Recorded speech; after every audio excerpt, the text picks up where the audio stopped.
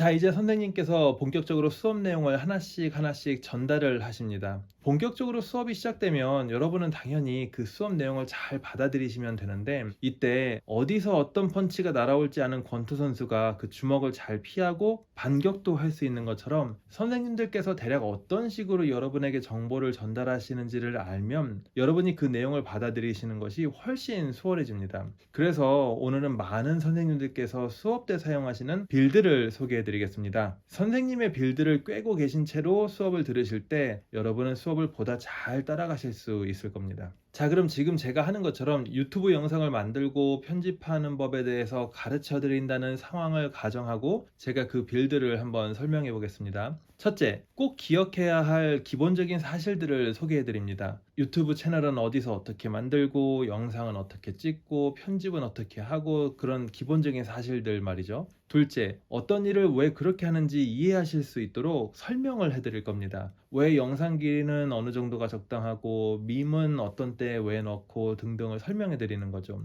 그 다음 세 번째 단계에서는 우리가 알고 있어야 할 그 처음에 소개해드린 기본적인 사실과 그 다음에 설명해드린 원리에 대해서 예시를 좀 보여드릴 거예요. 물론 처음에 기본적인 사실을 소개할 때에도 이미 예를 들어가면서 소개도 하고 또 설명 때도 예를 들 수 있겠지만, 여러분의 입장처럼 완전 처음 유튜브 영상을 만드신다면 그때는 어떻게 하는 게 좋은지처럼 지금껏 소개해드린 기본 정보와 원리를 조금 다른 맥락에도 적용해 볼 수 있을 것입니다. 넷째, 그 다음 보다 심화된 과정에서는 다른 누군가가 만든 잘 만든 영상 혹은 잘 못 만들어진 영상들을 뜯어보면서 여기서 왜 이 사람이 이렇게 했는지, 그게 어떤 효과를 가져왔을지 분석이나 평가까지 또 하게 될 것입니다. 그리고 마지막 여섯 번째 단계에서는 이 모든 학습의 과정을 바탕으로 여러분이 직접 영상을 만들어 보시게 될 겁니다. 영어나 수학을 배울 때도 마찬가지입니다. 영어도 기본적으로 알아야 할 단어 혹은 문법 같은 것들을 선생님이 소개를 먼저 해주실 거고, 그 단어의 뜻이나 문법 내용을 조금 더 잘 이해하실 수 있도록 약간의 설명을 하실 거고, 그 뒤에는 여러 예시가 따라옵니다. 그러다 특정 문법이 반영된 문제를 분석해 보기도 하고, 이게 왜 어려운 문제였는지, 어떻게 하면 쉽게 풀 수 있는지 평가도 하죠. 마지막으로는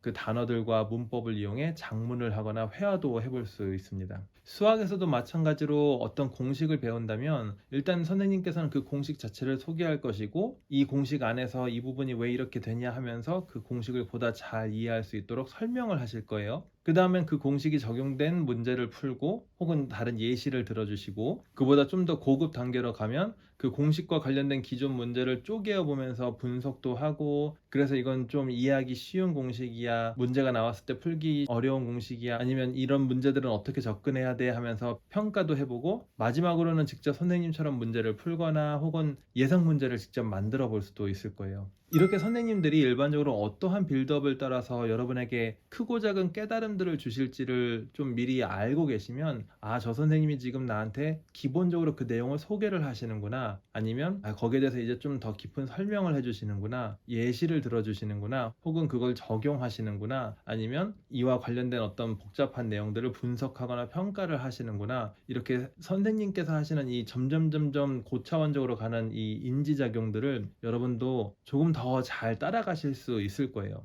결국 이 모든 설명들이 어떤 방향으로 이루어지는지를 좀 예상할 수 있으니까요. 수업 중에는 저 선생님께서 이런 빌드를 타고 나한테 지금 어느 선까지의 가르침을 주시는구나, 그리고 그에 따라서 여러분도 크고 작은 깨달음을 마치 폭죽놀이에서 크고 작은 폭죽들이 터지듯이 함께 그 깨달음을 얻어 가셔야 돼요. 그래서 수업은 이 선생님이 따라가시는 크고 작은 빌드업 단계를 따라서 여러분도 크고 작은 깨달음을 얻어 가시는 것이 수업을 제대로 듣는 것의 핵심입니다. 그런데 여기서 중요한 건, 지금까지 소개해드린 이 선생님의 빌드업이 사실 여러분이 주어진 학습 내용에 대해서 해내실 수 있어야 하는 학습 목표가 되기도 합니다. 즉, 여러분이 배우시는 모든 내용들은 기억의 대상이 되어서 시험에 나올 수도 있고요, 그 내용을 충분히 이해하고 계신지를 측정하기 위해서 시험에 나올 수도 있고요, 그 내용을 다른 맥락에서 적용까지 하실 수 있는지를 묻기 위해서 시험에 나올 수도 있어요. 혹은 그 내용 자체나 아니면 그 내용이 반영된 어떤 정보를 분석하거나 평가까지 할 수 있는지를 알아보기 위해서 그 내용이 시험에 나올 수도 있는 거예요. 선생님이 무언가를 가르쳐 주실 때 이런 빌드업을 따라서 점점 고차원적인 사고작용을 여러분께 소개하는 거죠. 그리고 나중에 너희도 이렇게 시험에서 기본적인 기억이나 이해,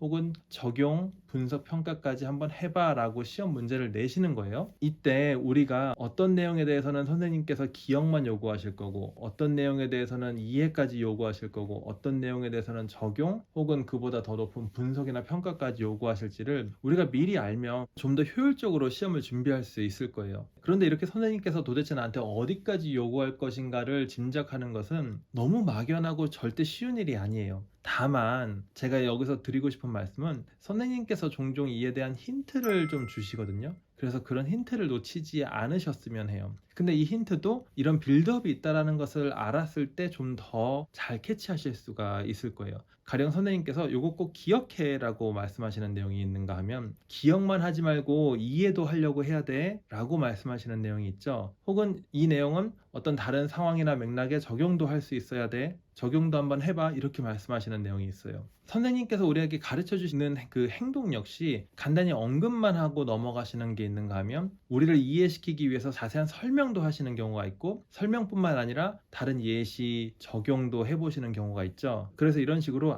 이 내용에 대해서는 나한테 어디까지 요구하실 수 있구나, 이거를 조금은 짐작을 하시면서 수업을 들으셔야 돼요. 그러다가 특히 이렇게 기억, 이해, 적용뿐만 아니라 보다 심도 깊은 상호작용을 하시면서 또 많은 시간을 들이시는 내용들이 있어요. 바로 이런 내용들이 분석, 평가 혹은 창조까지 요구되는 형태로 시험에 등장할 수 있는 거예요. 당연히 대부분의 내용에 적용되는 기억, 이해뿐만 아니라 적용, 분석, 평가, 이런 것들이 요구되는 듯해 보이는 내용에 표시를 해두시면서 수업을 들으셔야 돼요. 근데 다시 한번 말씀드리지만 중요한 건, 선생님께서는 여러분이 이런 다양한 수준의 인지적인 작용들을 해당 내용에 대해서 할 수 있도록 많은 설명과 예시를 준비해서 수업에 들어오시거든요. 여러분은 그 선생님들의 설명과 예시와 분석, 평가를 따라서 이런 거구나 하면서 크고 작은 깨달음을 얻으셔야 한다는 거, 이게 제일 중요한 거예요. 자, 그리고 마지막으로 수업이 끝나면 한 5분간 방금 배운 내용을 가만히 머릿속에 담아둡니다. 수업의 주제는 뭐였는지, 핵심적인 개념들은 뭐였는지, 내가 그 내용을 이해하고 있는지, 그런 것들을 파악해 두시고, 보다 고차원적인 사고가 요구되었던, 그래서 보다 심도 깊은 학습을 요하는 부분이 어디였는지를 체크하시는 것까지 하고 자리에서 일어나셔야 해요. 그렇게까지 하시면 제대로 수업을 들으신 겁니다.